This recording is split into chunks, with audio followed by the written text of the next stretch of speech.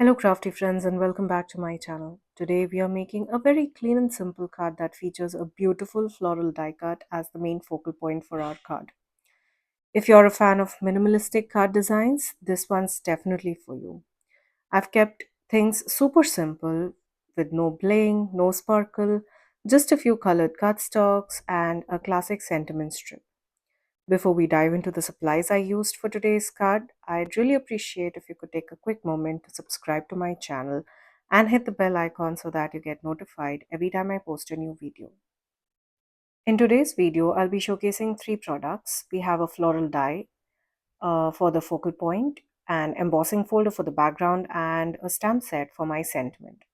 Now, even though I had planned to use the embossing folder, I ended up leaving it out. You'll see why later in the video.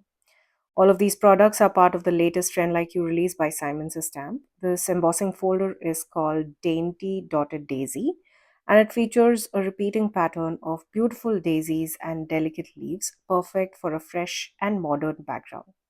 I absolutely love this embossing folder and have used it in so many different projects. For my sentiment, I'll be using the Just For You sentiment from the Wildflower Cutting stamp set. It's one of my favorite stamp sets, and I've used it across so many projects. And I even have a video where I shared four different cards that I created using just the stamp set. For the main focal point of my card, I'm using the Tilted Daisies wafer die.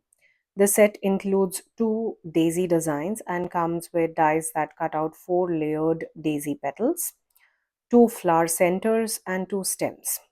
Now, these dies are perfect for your spring and summer themed cards, birthday greetings, sympathy cards, cheerful gift tags, or any other nature inspired projects. For today's card, I kept things clean and simple by creating a classic white daisy with a yellow center and a green stem. Now, you can absolutely add color to your daisies. Typically, I like to cut out all of the pieces from white cardstock and then add color with either ink blending or alcohol markers. But for this card, I did something different. I kept the petals plain white and cut them using plain white cardstock. For the flower center and stems, I used beautiful shimmery yellow and green cardstock from Your Paper Insider. The soft shine from these specialty papers is actually the only sparkle that you'll find on the entire card front. To start the die cutting process, I secured all the die pieces onto my cardstocks using some low tack washi tape. This helps keep everything in place while running it through the machine, preventing any shifting that could affect the cut. Now, I use my Spellbinder's Platinum 6 die cutting machine for this step. It's my go to machine for almost 2 years now, and I generally can't recommend it enough. It delivers such clean, precise cuts every single time, and even with these little intricate or detailed dies like this floral set here. Now, once all of the pieces were cut, I laid everything out and began assembling the layered daisy. The die comes with four layering pieces for the flower, two small and two large. These layers allow you to build depth and texture into your design. I started by adding a small amount of glue to the center of one of those base flower layers and then carefully aligned and adhered the matching layer on the top. This simple step adds such beautiful dimension and makes the flower look more realistic and full. With the petals assembled, I moved on to the flower center and the stem. The flower center, I use the soft yellow shimmery cardstock, and for the stem, I have that subtle metallic green, both of which, like I mentioned, come from Your Paper Insider and add just the right amount of shine to our focal point. Now, these specialty papers are absolutely stunning, and the shimmer they bring is actually only the bit of the sparkle that I needed in the card. Usually, I would add bling or splatters, but in this case, I kept it really simple. Now, once everything is assembled, I had a beautiful layered daisy that served as a perfect focal point for my card. Off camera, I went ahead and cut another daisy because I wanted to create an odd number of flower focal point on my card front that I feel gives a beautiful visual appearance to the card. With my floral focal point ready, I moved on to creating the background. My initial plan was to add some subtle texture for which I used the dainty dotted Daisy embossing folder and ran an A2 size white cardstock panel through my die cutting machine. Now, to enhance the embossed details, I lightly blended some, well, not blended, I ran the melon ink pad from the positively saturated ink line over the surface of this embossed panel. The soft color really helped those delicate floral impressions stand out, and I have to say, I absolutely love the texture and elegant detail this embossing folder adds. However, once I placed my daisy focal point on top of that embossed background, I felt that the background looked a little too busy and competed with the simplicity of my flower. As beautiful as this embossed panel was, I decided to it aside for another project. Instead, I chose a soft, light cream cardstock for my background. It offered a perfect neutral base, clean, subtle, and it really allowed the daisy to shine as the star of our card. I trimmed the background panel down to 4 by 5 and quarter inches, making it slightly smaller than a standard A2 size card base. This allows for a nice even border around the edges when it's mounted later. Now, using liquid glue, I carefully adhered all of the floral die cut pieces onto the panel, arranging them in a way that creates a soft organic bouquet effect, almost, well, like a little wildflower gathering.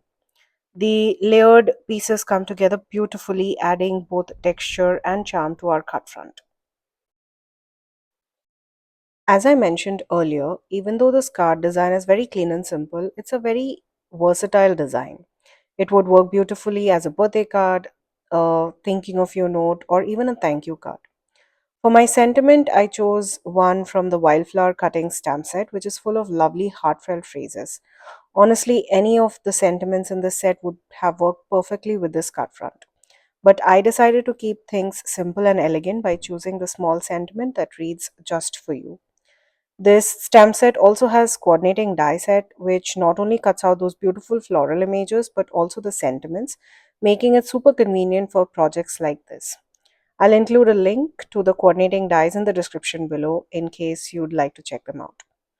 Now, to stamp my sentiment, I used a scrap piece of black cardstock and placed it onto my Altenew stamp wheel.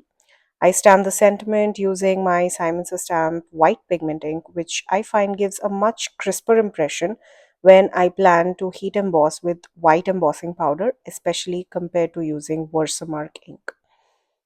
Now, before stamping, don't forget to prep your cardstock with an anti-static powder tool to prevent any stray embossing powder from sticking where it shouldn't. If any stray powder does show up, I like to gently brush it away with a clean, dry paintbrush before setting. Now, usually I like to stamp my sentiment twice just to make sure that I have ink everywhere on the image so that my embossing powder sticks to the entire image. Now, once that's done, I use my heat tool to melt the powder and bring the sentiment to life. To trim the sentiment into a clean label, you could use your paper trimmer or any sentiment label die that you have in your stash. I used the Altenew featured sentiment die to cut mine. It's the perfect size and finishes off the sentiment beautifully. Before attaching the sentiment to the card front, I decided to add a small detail for a bit of extra visual interest. I tucked in a tiny piece of the green stem, just a scrap left over from my first die cut flower. It's a subtle touch, but it really helps tie the whole design together and adds a nice layered look. Then, using thin foam strip, I adhered the sentiment right at the intersection where those stems meet. To make sure that the sentiment was perfectly straight and well positioned and aligned to this card front, I used my Simon's Stamp T-square ruler. It is one of my go-to tools for getting everything lined up just right. Normally, I like to add a few tiny dots of liquid glue to the back of the foam tape before placing the sentiment. This gives me a little extra wiggle room to adjust the placement if needed, but since I was using my T-square ruler for alignment, this time I skipped the liquid glue and confidently adhered the sentiment label directly in place. With the sentiment in position, the final step was to mount the panel onto an A2 size top folding card base. Here I'm using the Nina Solar White card base, which is one of my favorites for its quality and clean finish and the weight. Now, well, just like that, our card is complete. I love how clean, fresh, and simple this design turned out. Of course, there's always room to personalize it further. You could add ink splatters to the background before adhering the flowers, or even after everything is assembled. You could also use some blings or embellishment sequences on this card front too.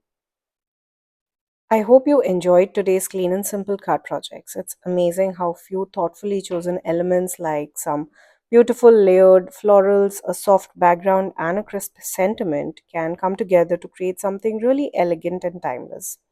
This card design is so versatile, and with just a few little tweaks, you could easily adapt it for so many different occasions too.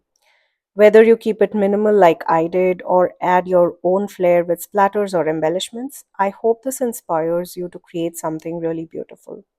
Now, all the supplies that I used to create this project will be listed down in the description box below. Please note that all of these links are affiliate links, which means that if you shop using one of my links, I get a small commission at no cost to you guys. Thank you so much for spending time with me today. If you'd like this project, don't forget to give it a thumbs up, leave a comment, and subscribe for more crafty inspiration. Thank you for joining me today. Until next time, stay safe.